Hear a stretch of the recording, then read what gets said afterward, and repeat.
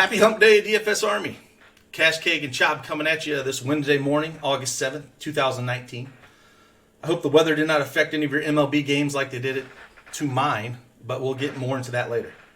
Today, Chop and I will be reviewing our head-to-head games from last night, looking at the very early FanDuel slate, and answer any questions you might have. So pop them in there as we go, and we'll answer them. But before that, if you're not already following me on Twitch, please give me a follow and turn on those notifications so you know that when I go live. Also, if you're not a subscriber to my Twitch channel, please give me a sub, as I'll be giving away some sweet DFS Army merch like this t-shirt for the Twitch subs only starting this NFL season. For those of you on YouTube, I'd appreciate you if you hit the like and subscribe button below, which lets me know that you want us to keep doing these videos each day. Also, click on the link below. Use promo code CashKeg to save 20% off your membership today to get all the tools, coaching, and info for all sports. We don't nickel and dime you here at DFS Army. We do everything to include NFL preseason, college football, NASCAR, PGA, tennis, EPL, and on top of all the main sports. We cover basically everything for a little bit more than $1 a day.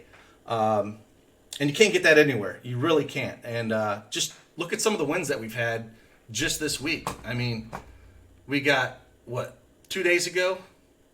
MLB Showdown slate, 6,500, ex-Beaver, smash that. The day before, your Acne Cream, 35K for MLB. I think that was another Showdown slate, wasn't it, Chop?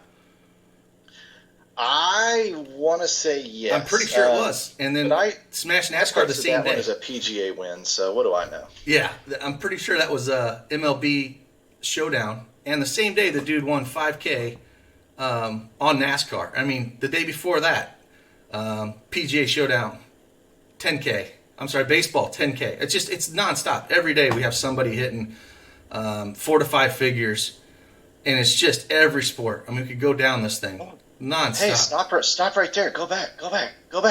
Up. One more. Wait, there's 2 hats on that leaderboard. Holy shit. Yeah, there is. First and fourth. We're everywhere, people. Yeah, so again, for a little over $1 a day, man, we're not going to charge you extra for NFL preseason. That comes with it.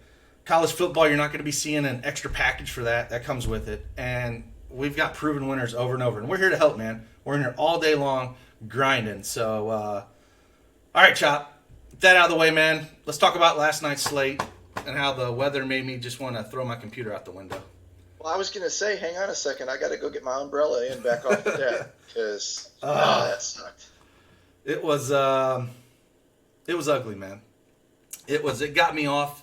You got me again, and it frustrates me. I see a guy like G-Man Choi, which I was not on until about 10 minutes before lock because, as you see, I went up to Kershaw, which helped a little bit, but it got me off of Didi. I had Didi in the shortstop position. Seager did okay, but Didi hit a home run last night. I had Ford in the top position at his price. I think he got about 9 points. I think I was on Muncy at second base. I had a different person in utility. And when I looked at that lineup, I think it put up like 180, and I would have crushed all cash games. But no, that stinking weather, man. Stinking weather. But that's the thing. Is this is the hardest thing to get people's mind right regarding when we're talking about either cash games or GPP picks or anything. You always get the, hey, how's my lineup look? How's this look? Well, I don't know, man. It looks pretty good to me. But I can't tell you what's going to happen. All I can tell you is that there is a large degree of short-term luck in this. When you look at my lineup, yeah, it won last night. Yours could have been a 188. We'd be having a completely different discussion. That's the beauty of the game.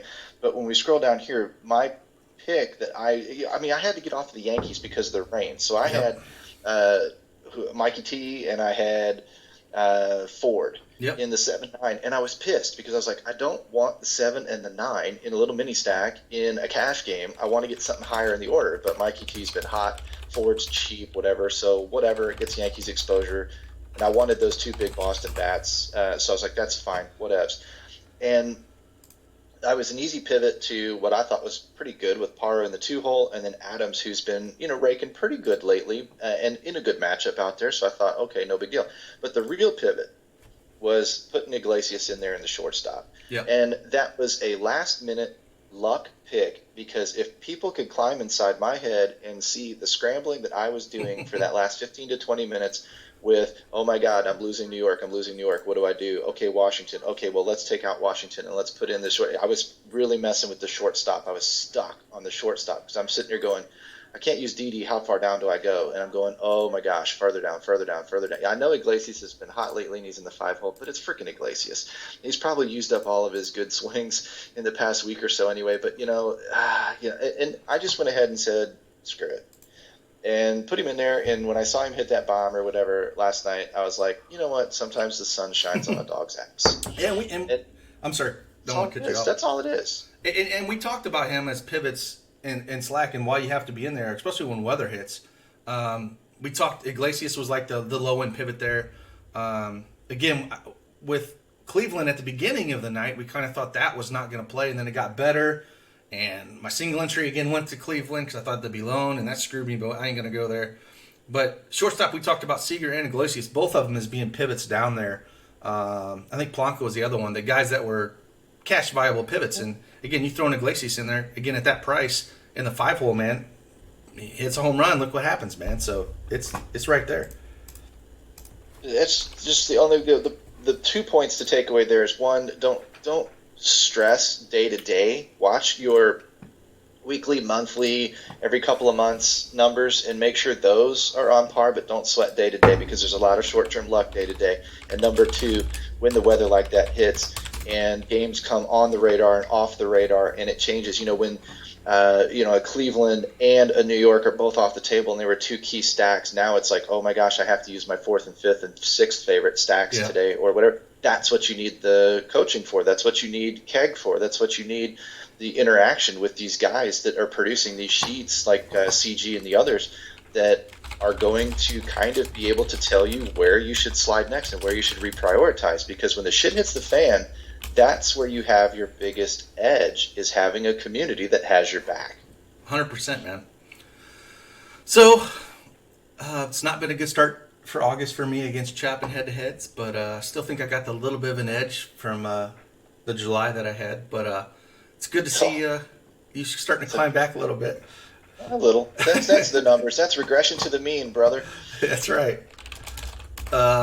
Let's pivot over to. Do you want to talk a tool real quick before we dive into the very early slate on FanDuel? Yeah, sure. Let's talk one we didn't talk yesterday. Let's pull up Nilly's Carnage report. Okay. And let you talk about this one a little bit. I think it's right above my head here. But well, I'll tell you what. The first thing that I'm going to do for everybody that's in the Twitch chat here is I'm going to push that link in there for Nilly's Carnage guide. Awesome.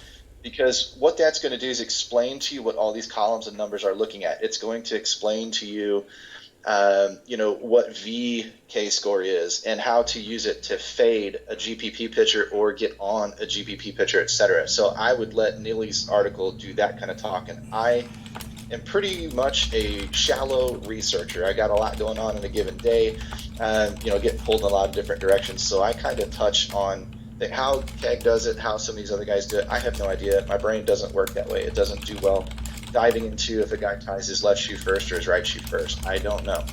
But what I do know is that Carnage number is a lot like the DFSA grade in the research station, in that it's kind of a catch-all metric that Nilly uses to identify who's in a good spot and who's in a bad spot. And so you can see today, is that the early? Yes, the early one that you have pulled up? Yep. So what you're looking at is, a pretty trashy slate, but it's got a couple of guys on there that you might focus on. The purple numbers are always good. The dark red numbers are always really, really bad. And if that's all you get out of what I'm getting ready to say, go for it. But you've got Carnage, which tells you the good pitchers are going to be in good spots. They're facing bad offenses. They maybe have high strikeout potential. They have low WOBAs against them typically. They don't give up a lot of hard contact. They are also going to hopefully coincide with high DFSA grades in the research station to give you kind of two sources to look at. But you look over at Team WOBA, I would have to ask Nilly to be sure, but I believe that is to handedness. And then K-score and VK score. VK score is not in there yet, but VK score is Vegas K-score. So if you like the metric of K-score we talked about yesterday, with being able to compare pitchers and their matchups, apples to apples, whether it's Matt's McKay, Lynn, Flaherty, whatever. They're all different talent level pitchers that all have different strikeout rates, but they're also facing teams that strike out at different rates. And how do those compare to each other? That's what K-score does. Carnage obviously puts a big weight on that number, but VK score actually throws in some Vegas odds and some props. Things like that would also kind of equate that to a number that you can look at that would tell you, is this a good matchup, a great matchup, or a bad matchup? And just like everything else, you're going to want to look at the good matchups for pitchers that you want to use and avoid offenses that are going against the good pitchers, and you're going to want to look for the bad pitchers and consider stacking against them. So if you only get two things out of this sheet, purple is good, red is bad, top of that sheet is good for pitchers to use, bottom of that sheet is good for pitchers to stack against. So like a Sean Anderson, I'd be considering Washington. For Eduardo, I'd be considering Cleveland again. Those are the types of things that I can look at in 30 seconds, get in and get out, and have a good idea of where my research should be directed for the day. 100%. I mean, that's a great breakdown, and I definitely learned some things there. It's a great thing to put. You should put it on your checklist as you go through and looking for your pitchers that day.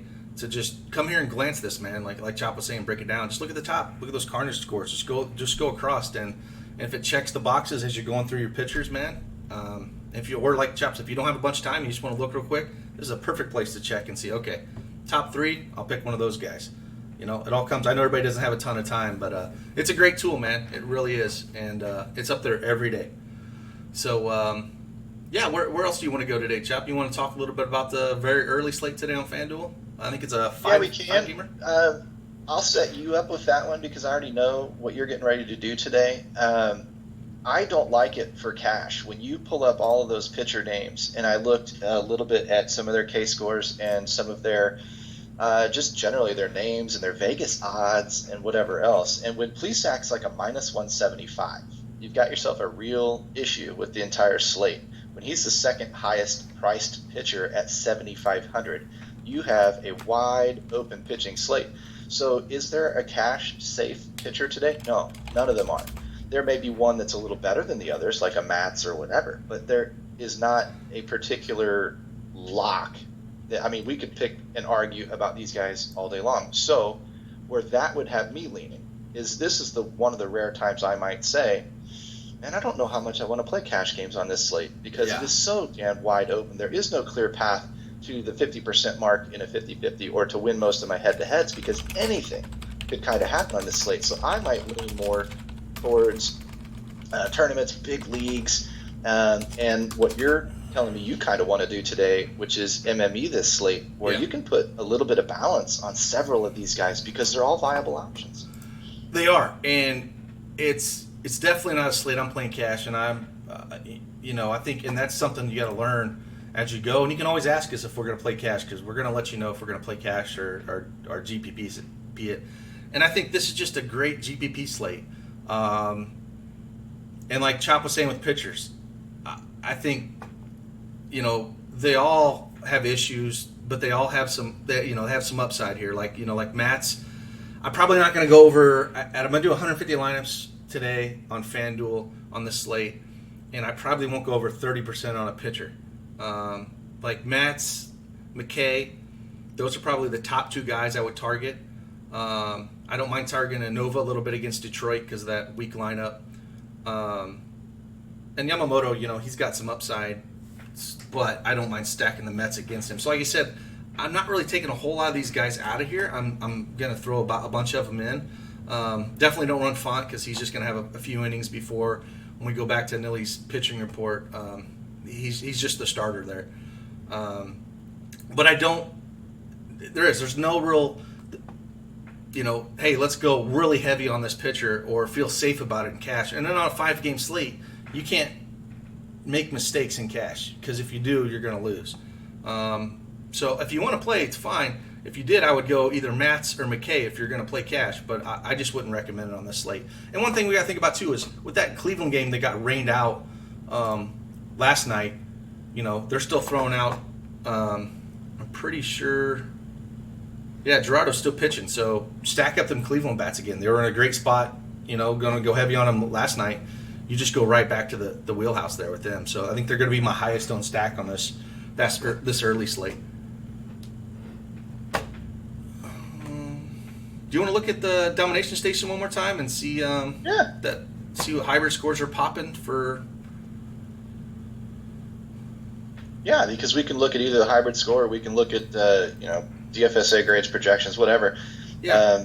Like we said yesterday, the hybrid score is a blend between the two, and I'm a big consensus guy. That's why. And one thing I didn't mention before is with that Carnage report, if you've decided on your pitchers and say you primarily use Research Station like I do, you might cross-check it really quickly. With that Carnage report being that you can look at it in 10 seconds and see, are these guys also at the top of the list? Because if they're also at the top of that list, then I'm using a different guy's brain to line things up and tell me that it's indicating, a good matchup on his side too. So that's like if you ask me a question and Keg a question, not that I'm the end-all be-all, but you're going to get, a lot of times the same answer, but sometimes you're going to get different answers. They're not usually going to be very different, but generally speaking, they're going to be slightly different.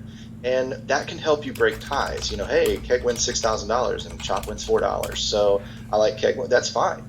But you're going to also want to listen to a second opinion or a third opinion to help guide you through a slate. And that's kind of what that hybrid score does. Blends those two things together with DFS Army grade and projections to kind of give you a second opinion that's weighted in there and helps you kind of figure out what player you might use at shortstop over the other guy at shortstop that you're also looking at.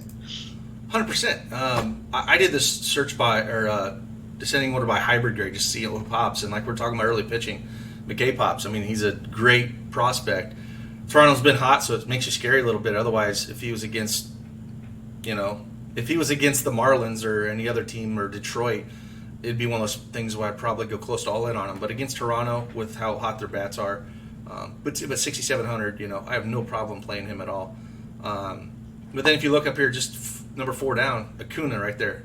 When you see a player like that is number 4 behind those 3 pitchers, you should have a lot of exposure to him. He's in a great matchup. But yeah, let's do by DFS Army grades real quick and see who's popping top. There you go. There's 2 Cleveland bats, and then Acuna at 3rd.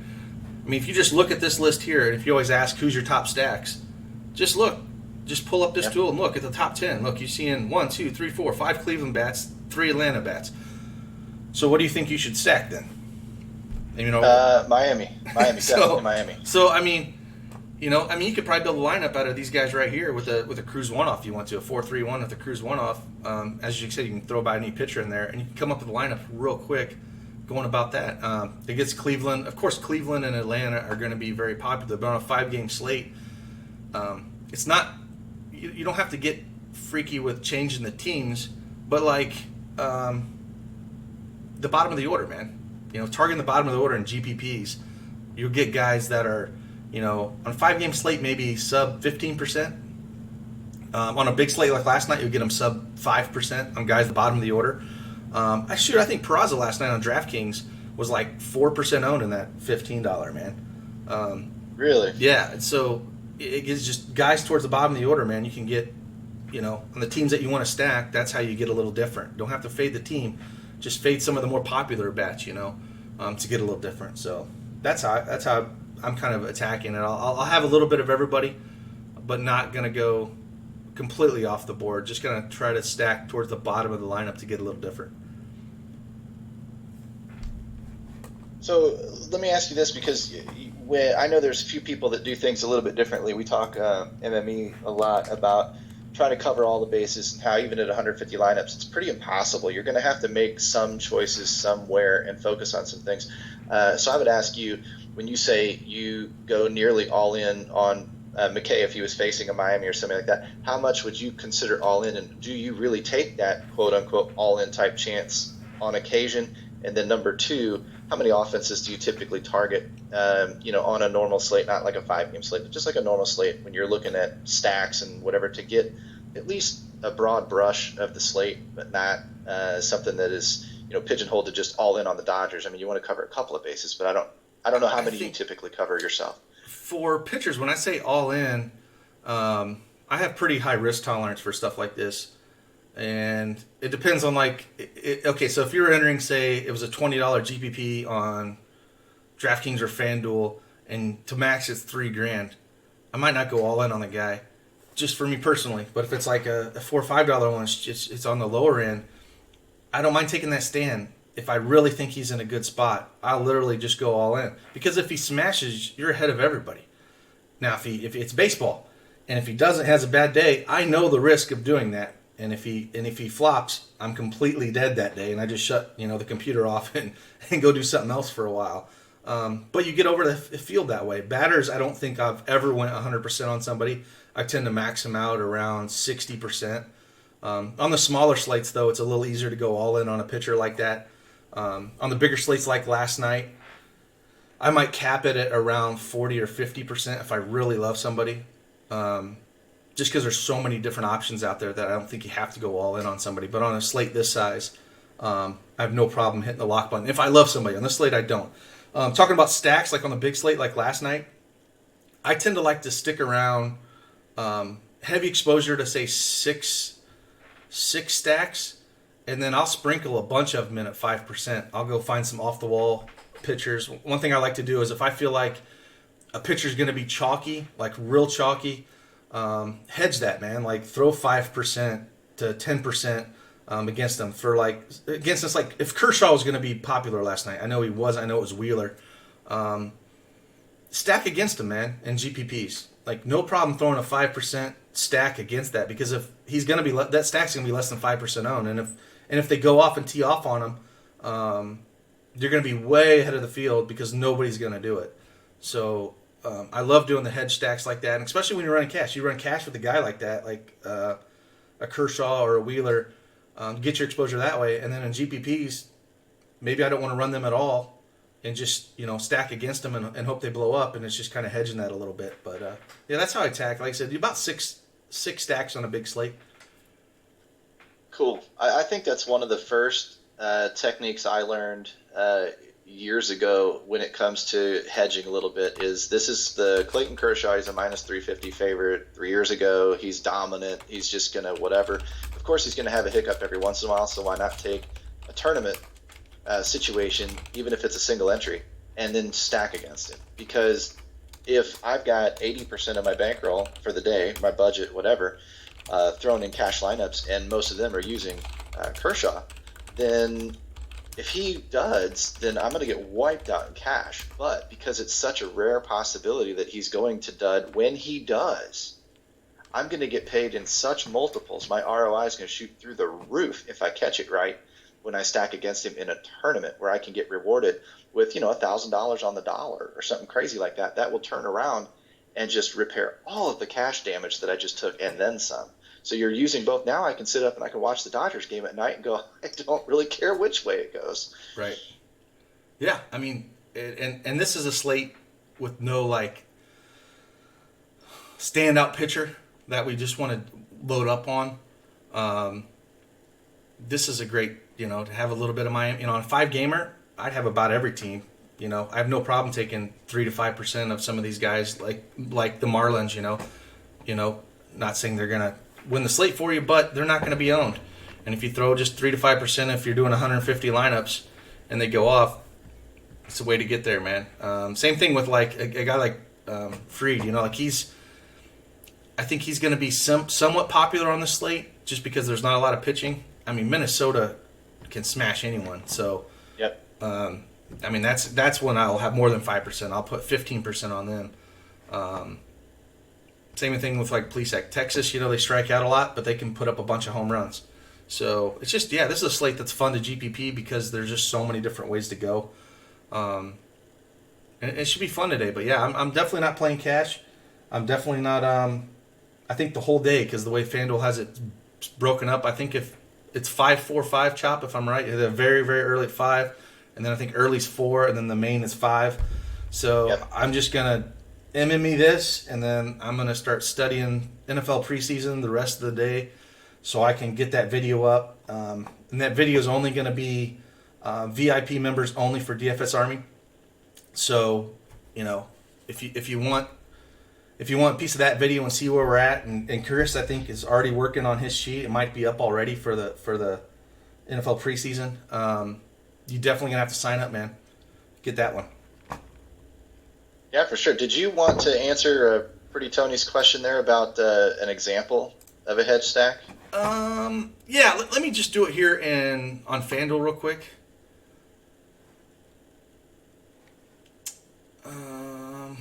Let's see here. I'm trying to pick a pitcher I want to hedge against, or I was, because I was just running that thing earlier.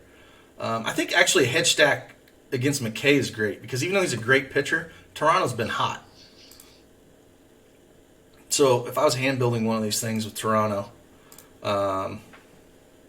first guy I look at, I want the home run hitters, man. You know, Guerrero, shit. You mean bunt type hitters and slap hitters don't win GPPs? No, they don't. On a 5-gamer, maybe a little bit, but but they have so much power here, man. Any of these guys, Guerrero, Bichette, I would start with. And again, here's where you're thinking.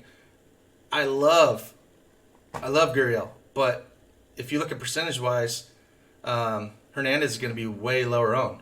So if you look at him, just right there, it'll be a little bit different than maybe other people's stacks. Bichette's going to be really highly owned, and maybe you don't want to go there. Maybe on your other stack, depending on the two teams you're stacking, that really matters as well, because maybe another team that you have has a stud shortstop, and you have to choose some of these more outfielders. Some teams have. A good example is, I would say, Cleveland, right? And say I want to do a hedge stack against McKay and throw Toronto in here. But I know if I go to Cleveland studs that I want to get on, and I don't want to be different, are, guys like Lindor. I know they're stacked everywhere after the trade deadline, but I know Lindor, Ramirez I want to have in that stack. Well, then I can just throw the Toronto outfielders, which I all love, and then figure it out from that. But each team has their guys that smash the ball that you want to throw in there. But you got to know where they're at and what's the best lineup construction with that. So I don't just want to plug 4 in. I want to kind of feel out the stacks that I want to do by hand. And so, yeah, I really like a Cleveland and a Toronto hedge stack against McKay, and throw maybe Matz or one of the cheaper pitchers down in there. Would be a great hedge stack against him. Yeah, I hope that answers the question, because that's really the point, is you don't need to be so different from everybody else that you borderline look like you should be in the institution. What you want is to be just a little bit different. I mean, because on a smaller slate like this, where let's say if we ran this slate 100 times, Cleveland is mostly going to win the slate because they're in the best matchup. And I mean, without looking deep into the numbers, I'm just using them because they were in such a great spot last night. We were all so excited to roster them. But let's say they're in the best spot again today, and we look at that lineup and go, okay, so here's where everybody's going to go. And in my full 4 stack of Cleveland Indians, why don't I take 3 of them? And then why don't, instead of, say, taking Lindor, take Luplow or somebody that's a little bit lower, or why don't I focus on, maybe the bottom part of the order today instead of the top part where everybody else is going to go. And then instead of taking the small bats in a different lineup that everybody else is going to have to, well, they took all the expensive stuff out of Cleveland, so they're going to have to go cheap in Toronto. Well, then why don't I go cheap in Cleveland and expensive in Toronto? I still don't care if those offenses are the ones that are going to do the damage. I'm still kind of in the chalky offenses with a more or less safe strategy. I've just kind of turned it a little bit off of what everybody else is doing, so that if I catch right and they don't, I leapfrog all of them. Yeah, 100%. And I just pulled this one up here at Toronto. I mean, if I'll refresh this and see if the lineup's out. I didn't look. But, if this is, Grichuk 6-hole, Hernandez 7-hole, and then Biggio 8-hole, all 3 of those guys can crush the ball, and they're all at the bottom of the order. But just it's the way to do it, man. On a slate like this, you got to get funky when there's only 5 games to win it. So, before we get out of here, though, Chop, do you want to mention the new trial we have going on? We're signing up for DFS Army. Yeah, I mean, I'm hoping that the guys that are in here watching this Twitch stream aren't all already DFS Army members. I'm hoping there's a few guys in here from the outside. So, and when I post the links and stuff, I'm not trying to barrage you guys that are already members. You guys already know what's up. But for people that do tune in, being a public and a free Twitch stream, there are a couple of different ways to join DFS Army if this interests you. If you want this kind of interaction, you want this kind of coaching, because you clearly can tell that Keg knows what he's talking about. And he's got the numbers and the volume to back it up. We've got other coaches that do MME and do single entry tournaments and do other stuff that are really, really good at what they do. Your best bet is to come in here and ask these guys questions and get that feedback like we were talking about. So that link up in there, the DFSArmy.com link, using coupon code CashKeg or CHOP, either one, gives you 20% off each and every month you stick around. Not just your first month like a lot of other places do. It's every month. And that price that you lock in at is completely grandfathered in. If we ever raise our prices in the future, if you never leave us, you don't ever pay more just because prices went up for new people. If you leave and then come back, I can't help you. You latch on to the newest pricing or the current pricing. But we've also introduced a new idea for people that kind of want to kick the tires and test drive us and make sure we're talking for real about what we're about. And that's a trial offer. It's a coupon code, same link, trial offer, coupon code TRIAL, TRIAL. And that gets you a 5-day trial for $10. I mean, $2 a day. And you get access to everything. I mean, not just MLB. You're getting access to NASCAR's coming. Week 1 preseason NFL is coming. We've got an MMA slate. We had a 22-game tennis slate, if you're into tennis. We've got every single sport. We've got coaches for every single one. We've got tools, research stations, domination station, optimizer. And, like you've seen similar specific reports like, CG Stacks report or Carnage or the starting lineups page, whatever, that you can look at every single thing and then come and ask us questions. And we'll explain to you where you might have questions. And that's where you're really going to learn about what DFS Army is about, what the coaching is about, and how it can help you improve your game. Because that's really what we're founded on, and that's what we want to do. We're a coaching site first, and we're a tools site second. So we're just going to show you how to use the tools to make yourself a better player. And for 5 days and $10, it's pretty hard to say no to that. So that trial, TRIAL coupon code will trigger that for you if that's the way you want to roll. Awesome, man. Well, I think I'm going to build a few lineups here. I think lock's in about, 30, 40 minutes. I don't know if it's 12:10 Eastern Standard. It's pretty early, that lock. What is it here? It's, so we only got about 40 minutes left before that slate locks. So I need to build some lineups. I'm sure Chop does too. But we'll be in chat all day, man. So come in there and ask some questions. And I know the sheet's already up for the early slates, and then we'll have the main slates later as well. But yeah, I hope to see you in there, and I'll talk to you later, Chop. Yeah, sounds good. Thanks, everybody, for watching. We'll be back in a couple of days, I'm sure, and we'll talk to you then. Definitely. Deuces.